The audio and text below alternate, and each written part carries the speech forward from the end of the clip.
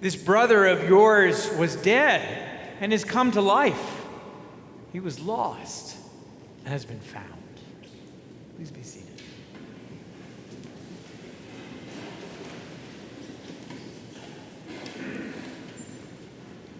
Grace breaks down our sensible notions of fairness and propriety to reveal an abundance of love. Ian Morgan Cron, who was our guest at the forum a few months ago, describes an experience of unrelenting resentment he had with a former friend who had betrayed him. Though they hadn't spoken in years, that person remained stuck in the craw of his imagination for the years that had passed. He writes, "For years, whenever this person's name came to mind, my blood boiled and I felt like choking the cat. Countless nights I lay in bed and fantasized about the butt kicking I wanted to give this guy for the suffering he had caused me. While sitting at traffic lights, I mentally rehearsed the scorching rebuke I'd one day give him, forgetting to notice that the light had turned green until the person behind me leaned on their horn." Ian's showdown, well rehearsed though it may have been, never happened because it turns out the guy had been dead for 10 years. This is a picture of what a broken relationship looks like. A betrayal, a break in something that once was whole, cascading into an infinite pool of bitterness and resentment. The parable of the prodigal son is also a picture of what a broken family looks like. But this story is also abundant good news because it shows us what God imagines for human life, for relationships, for families, for whole communities. Bishop Michael Curry wrote this about the prodigal son, and in fact, he wrote it in a commentary about this, and he wove it into the hymn that we just sang, "There's a Wideness in God's Mercy." He wrote, "We are made by God to be in loving relationship, in harmony, and in communion with God, with each other, and with all of creation. It is God's dream to renew, reconcile, repair, and restore all of creation. That is the magnetic power in the parable of the prodigal son, pulling the prodigal back home." Do you get that same sense that there is a magnetism that draws the son back that is stronger than any sense of shame that he may feel as he's heaped upon himself? And that is one of the key parts of this story. It is drawing him back to the garden, back to paradise. Paradise, my friends, it is not a place, but it is a state of harmony. Whenever I feel the pain of separation, whether through broken relationships or fractured families or divided cultures, whenever I feel that, I am reminded that this is the pain of being outside the garden. This is the pain of having somehow putting ourselves, or at least thinking that we have put ourselves, outside the circle of reconciliation, outside these relationships of goodness and love that are precisely what God created us to have and precisely what God imagines for each and every one of us. And to understand this story, to begin to turn back towards home, to even have a hope of rebonding this holy family back together again, we have to come to face with one core truth. The kingdom of God does not make much sense. Indeed, the kingdom of God is kind of ridiculous. The Father's love, what he does, it displays a depth of grace that is absurd to us. It defies conventional wisdom and cultural propriety. In the conventional wisdom of the scribes, the ones that corner him because he's there eating with tax collectors and sinners, right? What do they say? Morality, it's probably not so much about right actions as it is about right people and the choices that they make. And if someone chose an immoral path, well, they were choosing to be on the outside, right? That's their choice. They could not comprehend. And by they, I think the gospel is actually saying most of us, most of the time, cannot comprehend what a sinner is in the eyes of God. They saw tax collectors and sinners, of course, as those who are kind of on the outside, but really, at best, as a cautionary tale, as a warning of what not to do. Jesus saw them through an entirely different lens, through that of a kingdom that makes no sense. The scribes had it backwards. The broken folks are who this kingdom is all about. The reign of God is all about the recovery of the lost.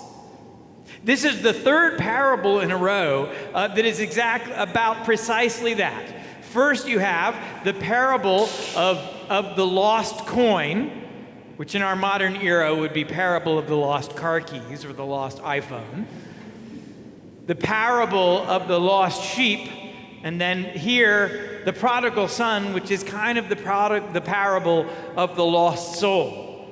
With the added curveball is that the lost soul you think is the person we're worried about actually finds his way back home just fine.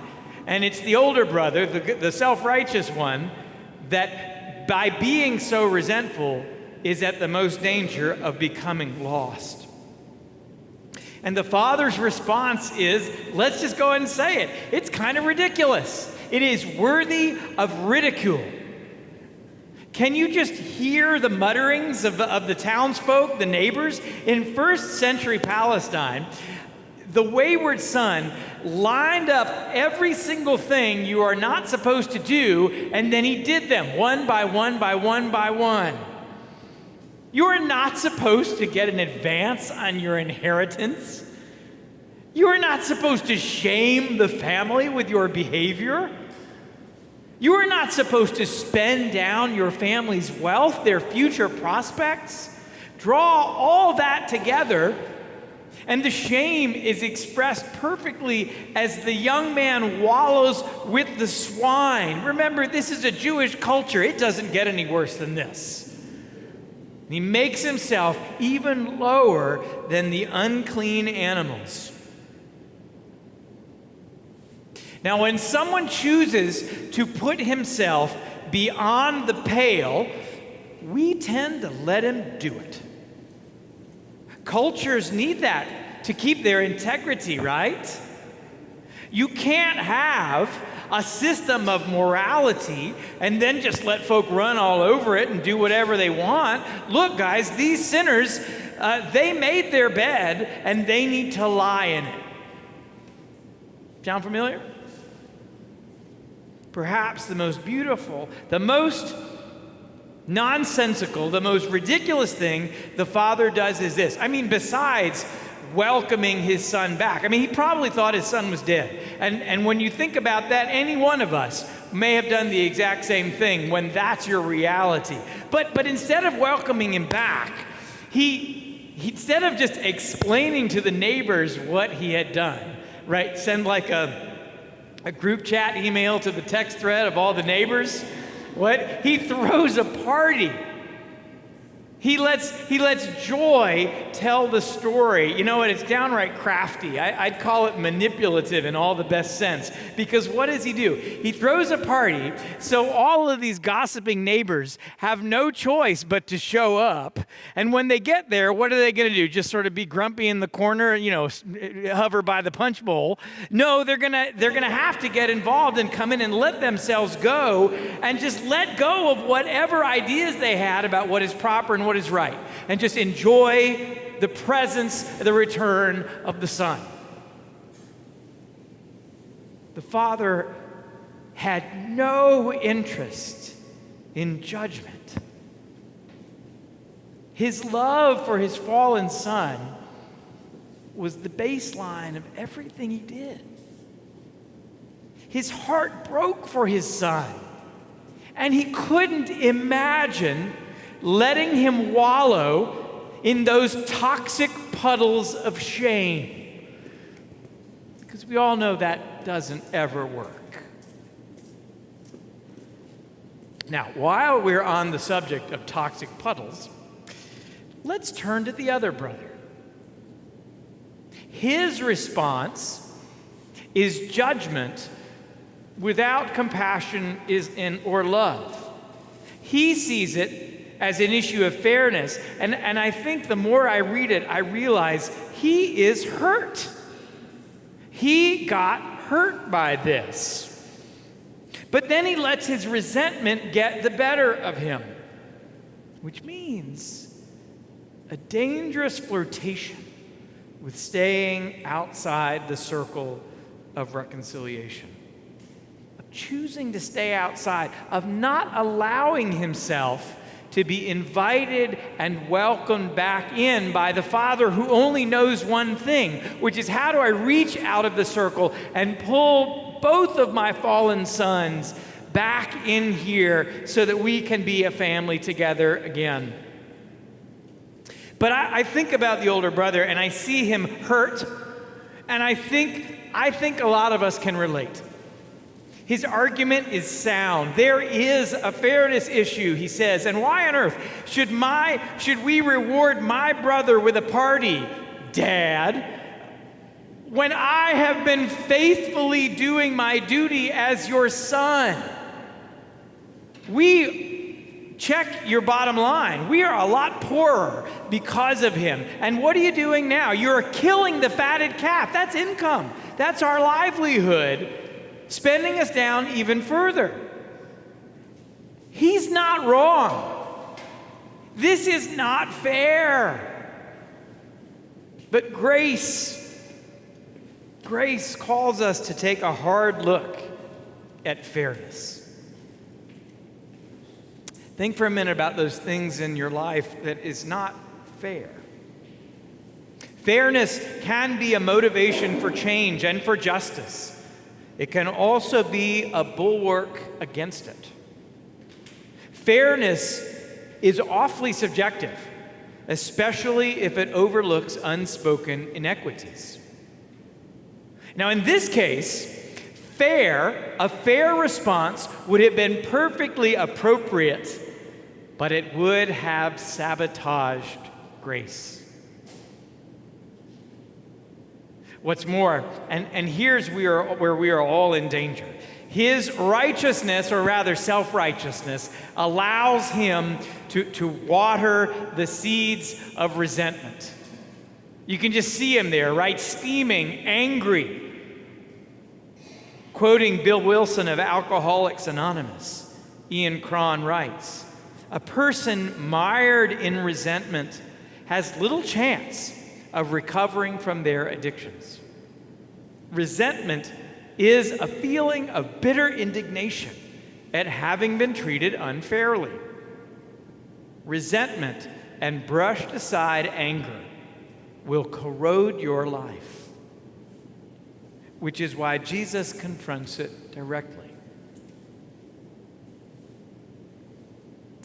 I think it would help the older brother, who we can see him stoking those coals of resentment. I think it would help him not to think that the brother is right and that he is wrong, because I just don't think that's true, nor that what's happening is actually fair, because he's absolutely right, it is not fair. But instead, I think it would help him to know that his father is not and will never make sense to him until it would help him to realize that his father does not and will never make sense to him until he is finally willing to trade in his judgment and his anger for forgiveness and love. Let's be honest. That makes no sense. Not in the world that we have been raised in, not in the reality that we spend our lives moving towards. For those of us who know a little something about surviving in this world, that's just crazy talk. But that is the whole point of this parable. Love does not make sense.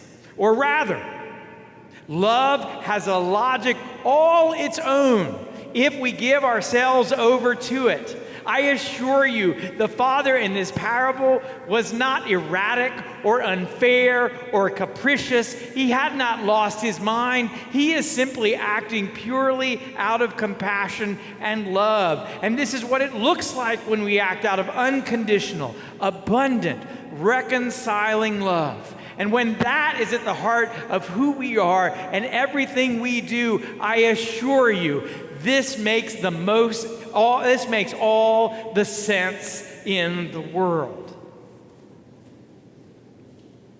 This kind of love is what heals our hearts and restores our world. And here, my friends, is the really good news. We don't have to understand it or even fully agree with it. The Son has returned. He has come back from the dead. And the Father's only response is to embrace him and throw a party. Our job is simply to show up.